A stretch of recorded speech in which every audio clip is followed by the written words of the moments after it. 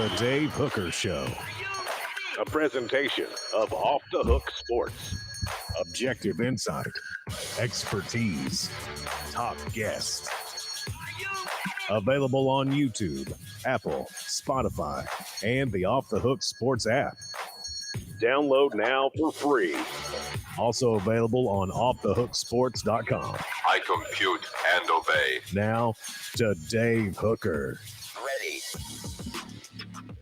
Breaking news, as in case you missed it, we broke down recruiting as Tennessee picks up pretty significant prospect with a fantastic backstory this morning.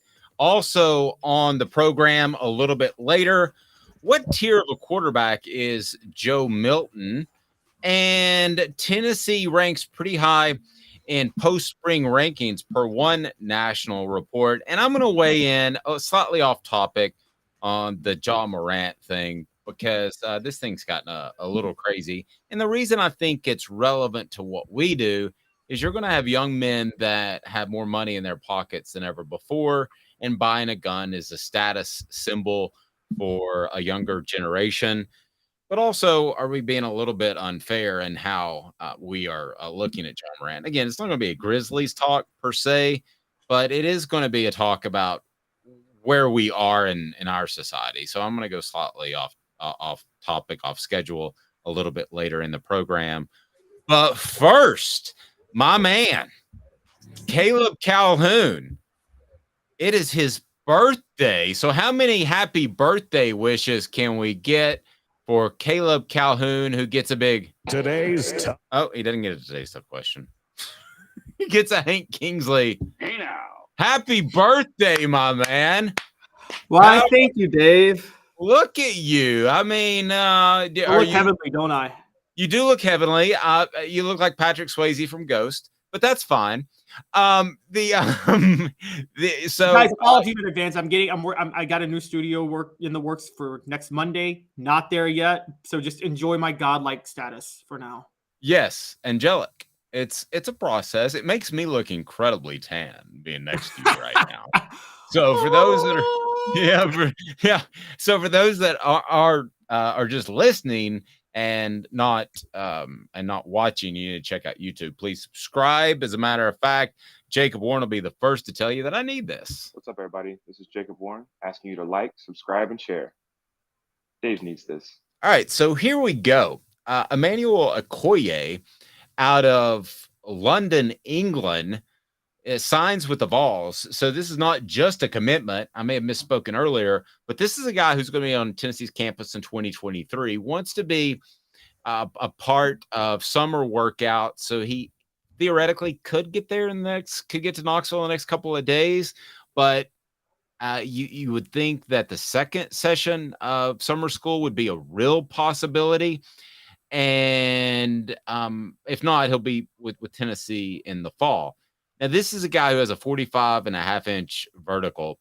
This is a guy who is a project guy. Okay, so he's not going to show up on campus and have 10 sacks this year, Caleb, but this is a guy who Southern California wanted really bad, and a lot of people were after him. And I think it's pretty exciting for Tennessee to be able to pull a guy like this. The upside is tremendous. In the old days, Caleb, I might argue that you take up a scholarship in hopes of an impact player, but nowadays it's a business. And at some point, if Okoye can't play, they're just going to say you're better off elsewhere. So there's really no risk involved here with a guy that has tremendous upside. What did you think of the get by the Vols? Yeah, I thought it was a great pickup for Tennessee. I even break from you a little bit in terms of whether or not he makes an impact this year. If he doesn't, it's because of how loaded they are at edge rusher. But let's not forget, if you look at Okoye and you look at his highlights, what you very clearly get is he's raw, but he's got incredible instincts and he's very athletic. Here's the thing about edge rusher. Not a lot of learning at that position. Not a lot of roles you have to play. On top of that, in Tennessee's system, edge rushers don't have to develop too much. They can be pretty raw. Remember, Byron Young was extremely raw when he got signed 2 years ago, and he immediately broke out and was an impact player. I think Rodney Garner and Mike Eckler have a pretty solid system, whether or not you think Okoye would play outside linebacker or defensive end. And what could happen is, I mean, again, athleticism and potential outweighs being seasoned at the position when it comes to edge rusher. It's almost like running back. You can plug a guy in Tennessee's system and just have them ready to go. Agreed. Even if he never, ever is an impact player, he's already had an impact. It is one of the top stories, and it's a slow time as far as sports news, but it's one of the top stories on ESPN right now. Chris Lowe just wrote about it, and because you have a better story, because he's from Nigeria, he was part of the NFL Academy program in England, so he's going to play college football at Tennessee. 6'5", 230 pounds.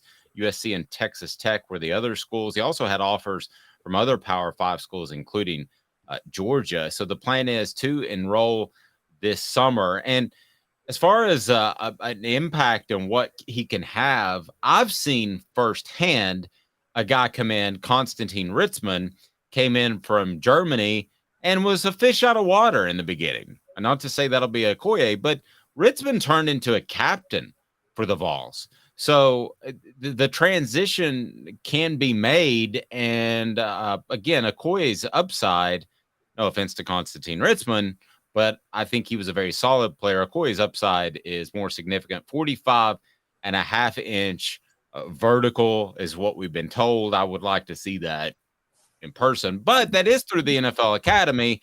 11-foot 3-inch broad jump, both of which would be NFL combine records for defensive ends, and a 72-inch wingspan. So it's almost as if Caleb, who looks very angelic on this day, it's almost as if Okoye was created in heaven to be a defensive end edge rusher in football. So pretty significant. Absolutely.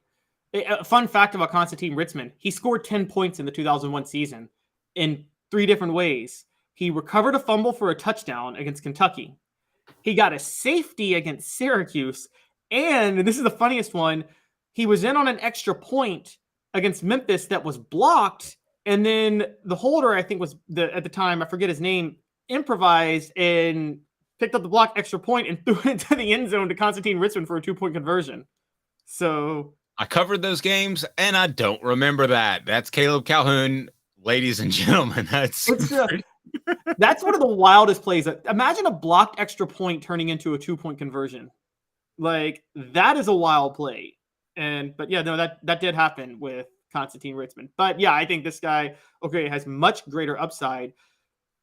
Right now, Tyler Barron and Roman Harrison seem like they're the seasoned vets. But with Okoye in, Dave, I mean, next year, James Pierce, Joshua Josephs, Emmanuel Okoye. I mean, we're talking. You've already talked about Joshua Josephs. You think if you just like you and Fred White both say if you just like put a bubble suit around him and you say he's going to be just a superstar the minute you unleash him, right? Yeah, no doubt. So imagine him on one side and then Okoye with this raw potential on the other. Yeah, that's pretty good. I mean, he grew up playing soccer, so you'd think he'd have great feet. He was a basketball guy. This is according to Chris Lowe. And then he was discovered last year by, if you remember, O.C. Umenyiora, the defensive end for the New York Giants, with that great front they had. And it's part of the Uprise program that scouts out these guys. So here's a guy that probably was not a great fit in basketball, because he's 6'5", and there are a lot of 6'5" dudes. He's probably too big to play soccer. This is his chance, and to make a living playing sports, and he should grab a hold of it and take advantage, because there are not a lot of dudes walking around with that type of athletic ability. Yeah, I agree. That's the big thing, is he's got just rare athleticism, and the fact that he played basketball. We've seen this. Defensive end is a position or edge rush is a position where typically your skills in basketball translate, because a lot of edge rushers are playing in the post in basketball, and a lot of it's about their big focus is rebounding and leverage. This from covering Tennessee basketball in 2001. Julius Peppers was a master at leverage, and Tennessee had no idea how to deal with him when he came into the game. And So it's like how playing center field translates to playing safety really well. There you go. I like that. Good stuff. All right. So hit the like and subscribe button. If you're on YouTube, have your notifications on. A couple things on the message board is whitewashed Caleb because he's having a lighting issue, which is worth the visit to YouTube. If you're on one of our audio platforms, the new Swayze from Ghost, the Omen, he's getting some of that, but it's his birthday, guys. So wish Caleb happy birthday because he certainly keeps me straight and no question about it. So happy birthday. And I'm just giving you a hard time, Caleb. You know that. I think you look very angelic. Happy birthday. Are you, do you share your birthday, your age, or are you of the female persuasion that does not like to share that like my wife? No, I share it. Yeah, I'm 35 years old. I don't 35 years old. He's so young. By the way, somebody mentioned that Konstantin Ritzman was the Germinator, and he absolutely hated that nickname. I remember asking him about that, and I said, what do you think about your new nickname, the Germinator? And he goes, I don't really like that, but that's fine, whatever. Was his response. I just would have loved for him to have played for Derek Dooley and just gotten the D-Day analogy of the Germans during World War II. Nice. All right, so here we go. A lot to get to on the program.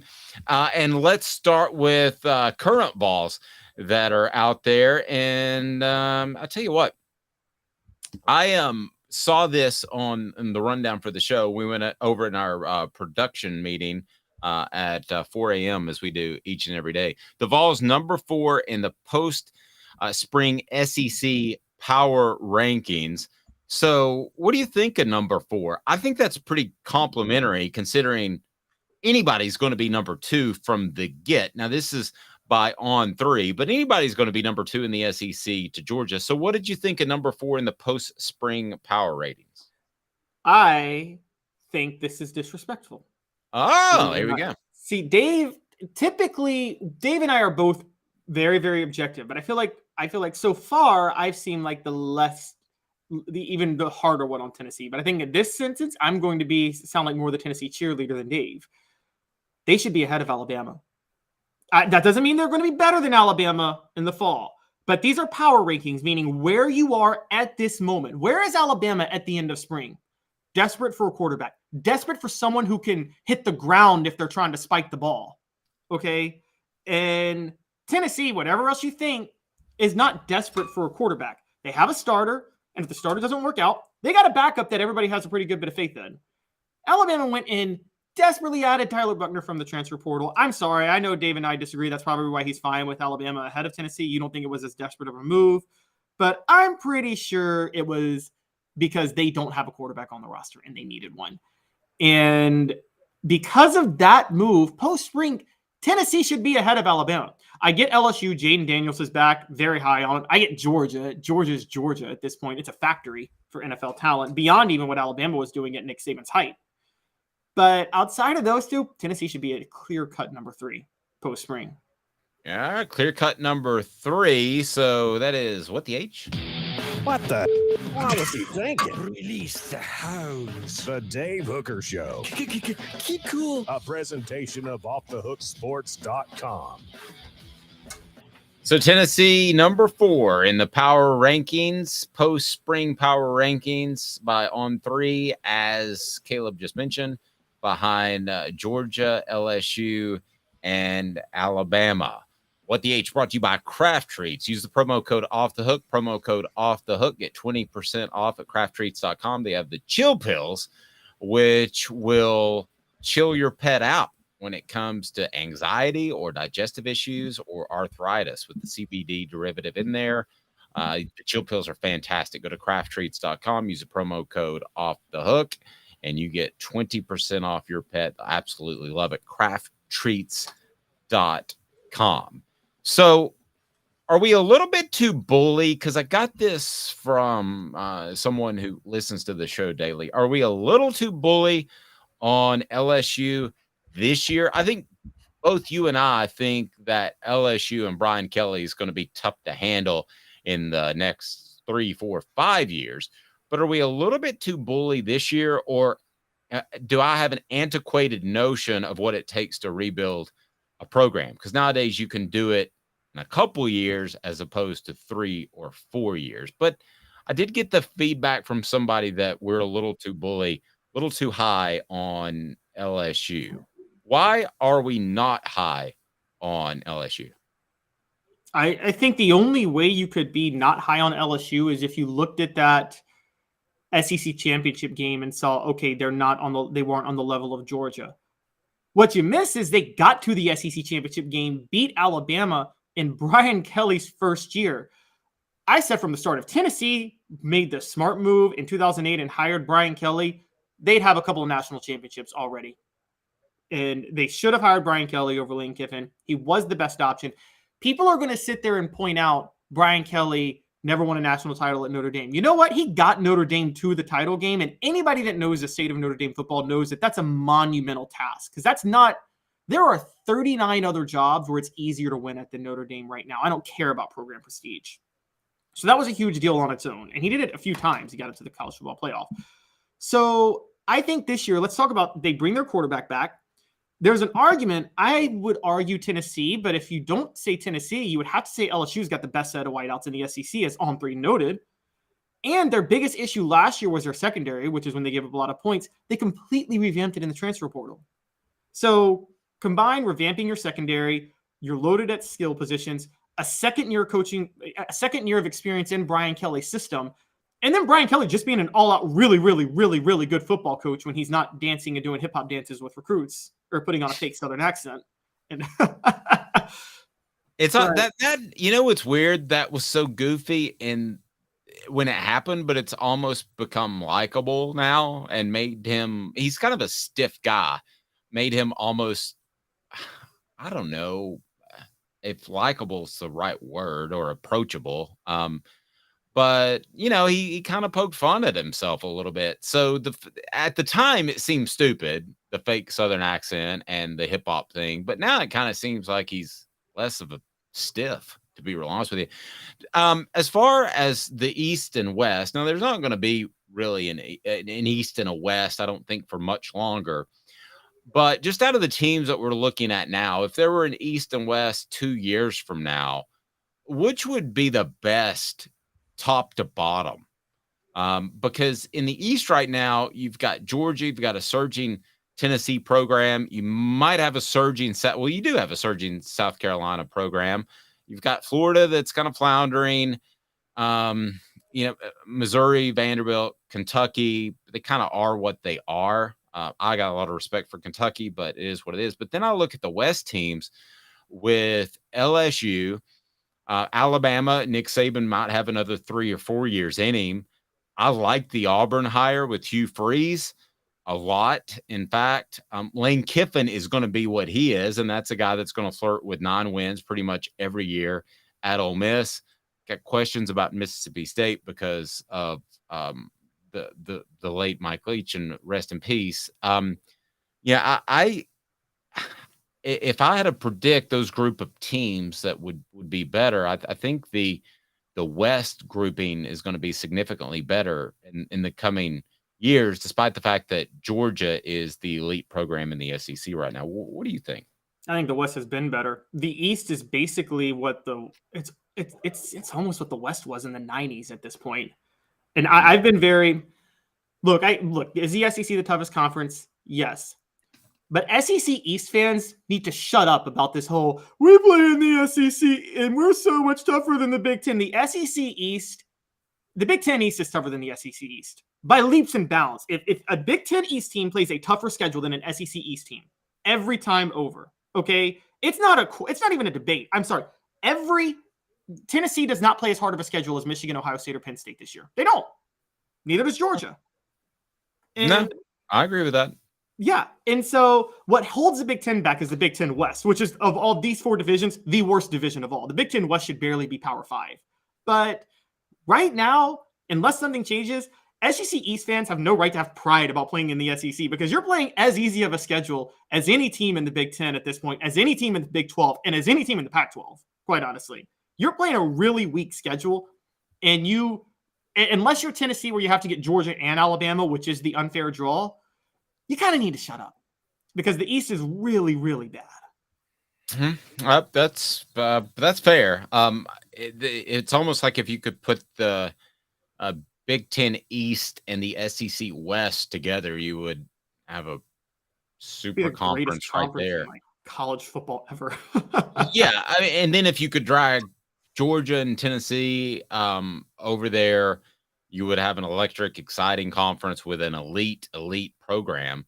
Yeah, but the Big Ten West is just horrible. The Big Ten West is what keeps the Big Ten second tier to the SEC. Now, let me argue this.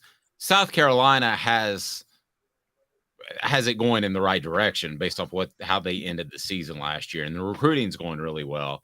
Florida eventually, if Billy Napier's not the guy, has to get it right because of the in-state talent. Georgia's Georgia. Tennessee's trending the right way. Kentucky's tough. Vanderbilt's going to be slightly above average. I don't think much of Missouri. I would argue that we could be having a very different conversation in 2 years, that the SEC East is solid, but I think that would take Shane Beamer to prove himself continually at South Carolina and Florida to ultimately have a new coach, because I don't think that Billy Napier is the answer there. Okay, but if we play that game, let's go to the other side then. Okay, you're right. We agree Florida's fallen off. Even if they might have like a temporary, like one good year that teases everybody, but then they'll fall off. And I think you think the same will happen with South Carolina. But let's play the South Carolina game. Program on the rise. South Carolina's on the rise. They finished 8-5 last year. That's the same record that Maryland finished last year, which is in the Big Ten East. And so both teams 8-5. Many people think Maryland's on the rise with having won more games every year under Mike Locksley. Behind South Carolina, you got Florida maybe? Behind Maryland, you got Michigan State. Yeah, Michigan State had a fall off last year, but let's be honest, Dave. Right now, what's a better program, Michigan State or Florida? I might say Michigan State. I can't. Under their current head coaches, it's Michigan State. That's where I was getting it. Yeah. Okay, but if I'm Coach Dave Hooker and I get offered either job, it's not even close. I'm taking Florida over Michigan State, right? Oh, yeah. This isn't a question of which jobs are better. The SEC East has better jobs overall. But in terms of where the programs are, right now, the Big Ten East programs are better. Even after Michigan State, Purdue had a losing record last year. But guess what, guys? Purdue did just beat Tennessee 2 seasons ago in the Music City Bowl. And by the way, that was a home game for Tennessee. It was in Nashville. And so and I think a lot of us believe in Jeff Brom, who is a pretty good coach. So, I'm sorry. I got that mixed up. Purdue's in the West, though. They're not in the East. Apologies. Indiana's in the Big Ten splits Purdue and Indiana between the East and the West, which is weird. But I guess long story short, that top 5 in the Big Ten East, Maryland, Ohio State, Michigan, Penn State, Maryland, and Michigan State. You go top 1 to 5. The only parallel where the SEC East team is in better shape would be at the top. Georgia is better than any team in the Big Ten East. But I think Ohio State or Michigan interchangeable. Right now, both programs are ahead of Tennessee. We just can't deny that until Tennessee makes a playoff. And Tennessee's the second best team. So that's the issue. Portions of the program brought to you by Vassy Lawn and Garden. Man alive, it's worth the drive, whether you're in Nashville, Knoxville, Chattanooga, Cleveland, Tennessee. For your industrial mowers, go to Vassy.com. Commercial mowers as well, residential. And with their buying powers, when you make that sort of investment, you will absolutely save money. Vassy.com, Vassy Lawn and Garden. What tier of a quarterback is Joe Milton?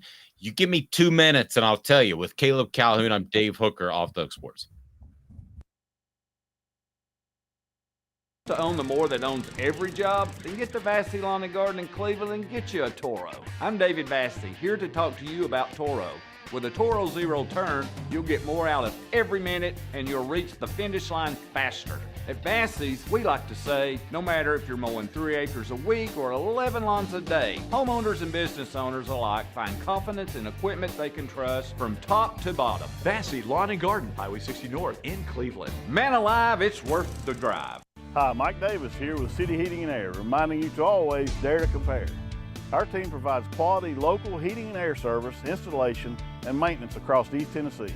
We use only the best equipment like American Standard heating and air conditioning for your residential, new construction, or commercial needs.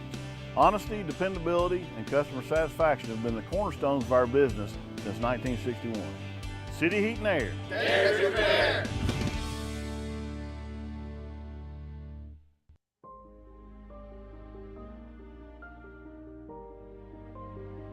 Our family has been creating one-of-a-kind pieces of jewelry in West Knoxville since 1986. Each piece is a combination of unique processes that bring your idea to life. Every day in our shop, a truly special item with a story all its own is being manufactured in our facility, bringing the history and family sentiment into a whole new generation of life. We're grateful that you chose us to be Knoxville's best jeweler, a title that we value and respect. Because to me, being a jeweler and owning a jewelry store are not the same thing. I'm Rick Terry. I'm a jeweler, and we want to be your jeweler. Kingston Pike and Campbell Station Road in the heart of Farragut, and downtown on Gay Street right next to the Tennessee Theater. With all that sun, sand, and salt water, the beach is a very relaxing place.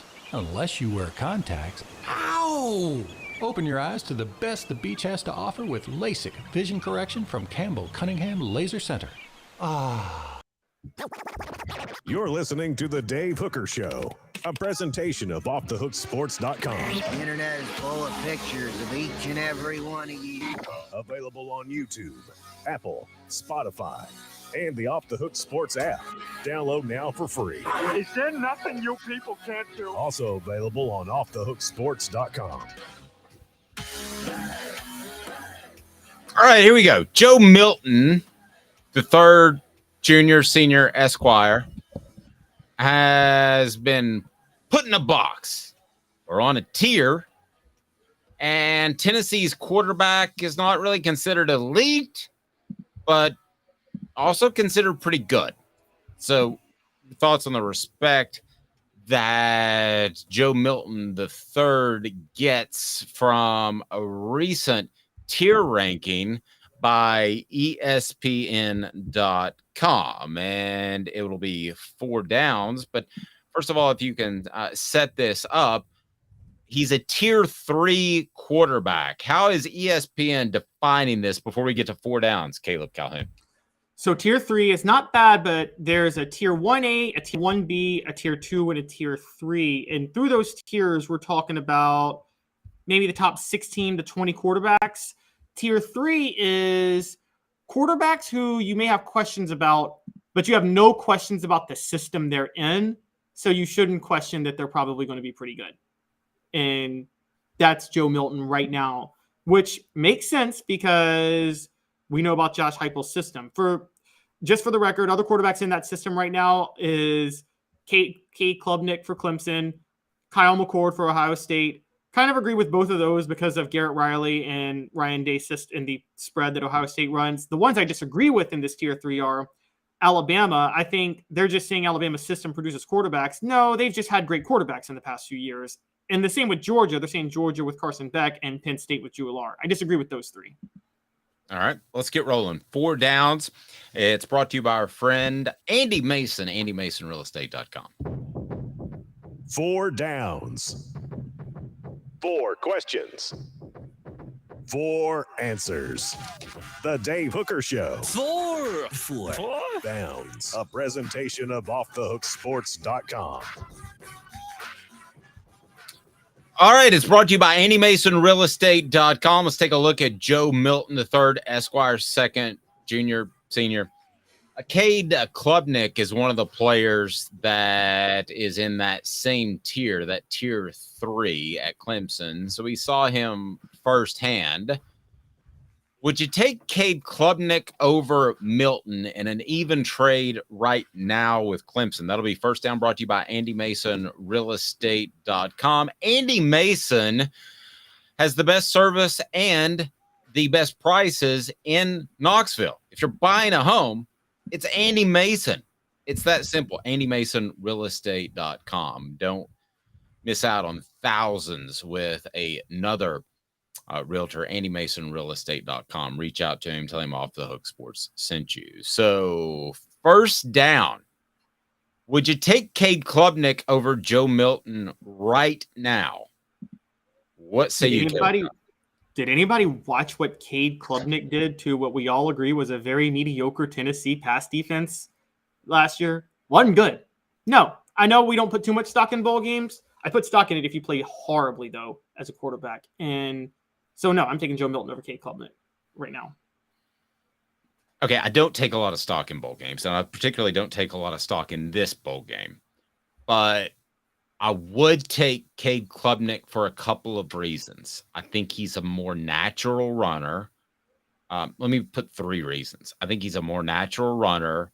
I think that the way the game plan by Clemson was like they had zero faith in him. They're going for it on 4th downs. They're being overly aggressive. It's just like, play the game, man. Y'all have a talented roster. Just play the game. And then the third, I would say just eligibility. And eligibility would be the difference. He has 3 years where you would have 1. Isn't that an overrated take nowadays, though, with the transfer portal? Like, is eligibility really a thing that matters anymore?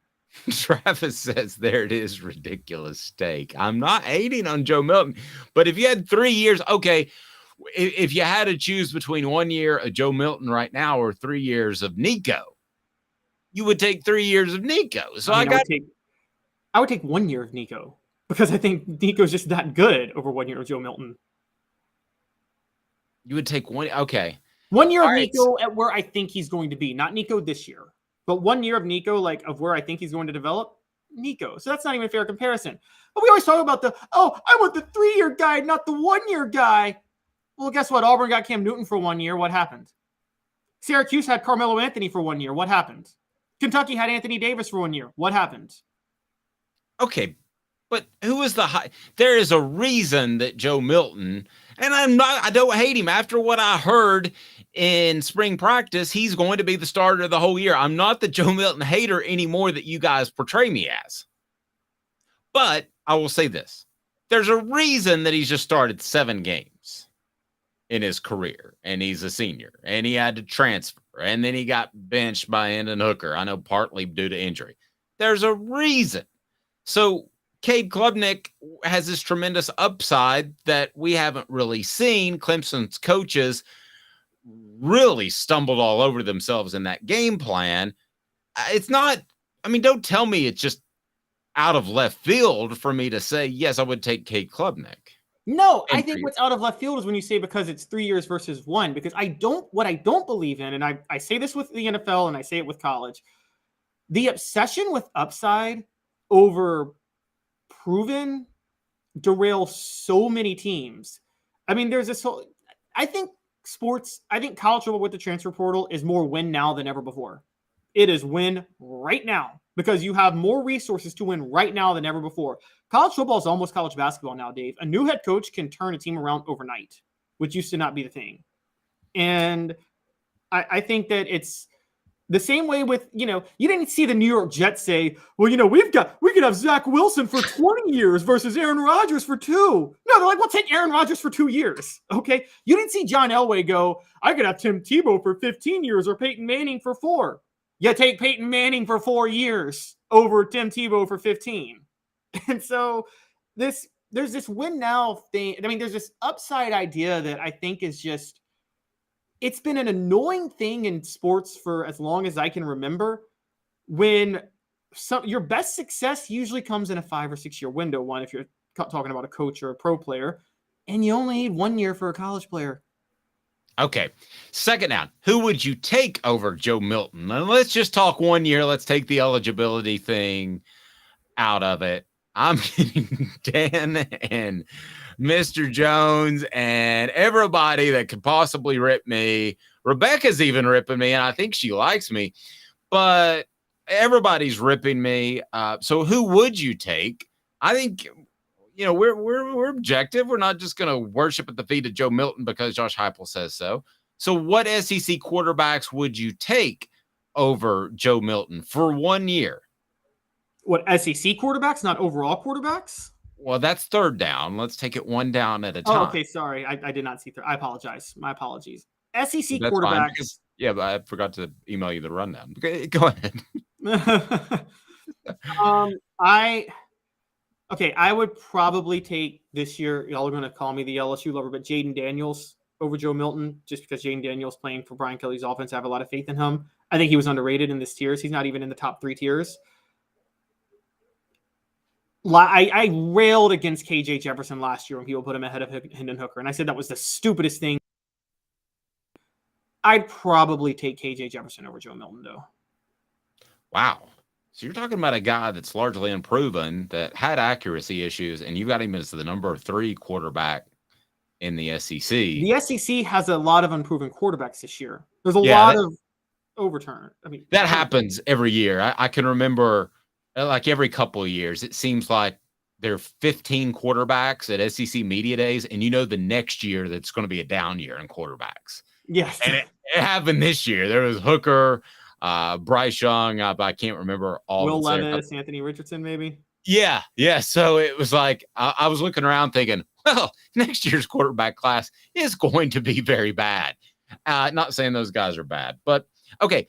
Third down, what quarterbacks in the nation are a lock that you would take over Joe Milton III? Now, I don't expect you to get every single one, but I would think it starts with Caleb Williams, right? At Southern California, it's hard to argue the Heisman Trophy winner wouldn't be an upgrade. It's hard to argue Caleb Williams. I agree. I would take Caleb Williams. And then I would also take Drake May, who I think is going to be drafted behind Caleb Williams in 2024, but is a better draft prospect. Drake May is the best quarterback in this draft class. No questions asked. I don't think he goes behind Caleb Williams. You don't think he does? Mm-mm. I think he's number 1. I've heard 2 words from a scout that got me perked up, and it was, the first word was John, the second word was Elway. And that's the gold standard of number 1 draft picks, isn't he? Isn't John Elway like the gold standard of, like, even beyond Peyton Manning? There were just, because there were questions about Peyton. You knew John Elway was going to be a success in the NFL, right? Yeah. I mean, just he had everything. It was LeBron James when he was drafted number 1, I'm guessing. Yes. Or Victor Wembanyama. The kid that the Spurs are going to get. Yeah, he was that type of freak athlete. And no knock against Peyton, but Peyton had the Ryan Leaf thing. So yeah, I think Drake May is that guy, and you would probably take him. I mean, I think Drake May's really, really special, like a generational talent. We'll see. I mean, he's got to survive another year at North Carolina. I got mad respect for the kid for sticking. I mean, I heard that there was like offers of $5 million for 1 year, which was pretty insane. So we're at 4th down. So 4th down, what is the most important game for Joe Milton III? Florida. He's going to get by Virginia, and he's going to get by, who's their second game? I'm already forgetting it. It's awful. Yeah, somebody that they shouldn't be playing. Florida is the game where we judge Joe Milton, because we both think Florida's floundering, but that doesn't mean that they're a fall out of bed win for Tennessee. You're going to Florida. They haven't beaten Florida in the Swamp in 20 years. And, without Casey Clausen, they haven't beaten Florida in the Swamp since 1971. So that's by no means a given. They should beat Florida. But we've seen so many crazy things. But Florida's the game where you judge Joe Milton. Yeah, Travis brings up a good point. So I'm all on board with Drake May, but he's the opposite of Tennessee's system. That is true. So kind of like trying to think of a good comparison. You would take we talked about how Nico was the perfect fit for Tennessee system, whereas Arch Manning is a good fit for any system. So it's not a slight in Nico whatsoever, but I see what you're saying there, Travis. D, just absolutely no way keeping Milton. 2nd down, we are good this year. Milton has 3 years in the system. Anyone else would be green, fair. Rebecca says Florida sets the tone. I think there's a lot of truth to that. But by the same token, if anything happened in the Virginia game, I don't think it's going to be close. I haven't seen an early spread for that. But if you come out and there are errant passes, 6-7 errant passes, and you just beat Virginia by 3 touchdowns, instead of 4 or 5, or you just beat them by 2 touchdowns, that could be a defining game too that makes people scratch their head and wonder, because you're not going to learn anything from Austin Peay. So I'll say straight out of the chute, it's Virginia. Come out there and dominate and be really good. You've got the whole offseason to prepare. So I'll say that would set the tone of the season, which is an easy out for me to say the season opener sets the tone. But with a new quarterback, I think there's something to that. I think the players will see more out of Joe Milton being the guy throughout August and into the Virginia game than even we'll see, Caleb. And if they have half the belief in Milton they had in Hendon Hooker, Tennessee's good to go for the rest of the year. They will be a 10-win team. Here's the thing. What you just said is going to happen versus Virginia, because that's going to be the offense this year. What people need to prepare for is you're going to have a lot more missed throws, some errant passes, and a lot more stalled drives. But you're going to see more – I hate the word ball control. Gosh, I hate the word ball control. But you're going to see a little bit more of it in Josh Heupel's system. You're going to see moving the ball more. And so you're still going to see Tennessee pretty much have control of games, but I don't think you're going to see consistent 60-point games this year. So I think what you just talked about is going to be the case, but I don't think it's going to be cause for panic, because I think the coaches are kind of prepared for that.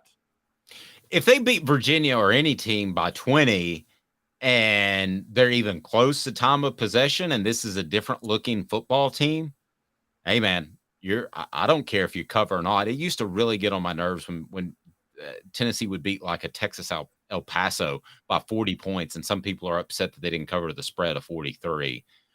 Listen, if you can go out there and punish some teams with this offensive line, and you might be able to do that, and a running game that's going to have some electricity that it didn't have with Dylan Sampson 100% in the playbook, hey, you're not going to hear me rip them for beating Virginia 30-10 and controlling the game throughout. So that's a fantastic point.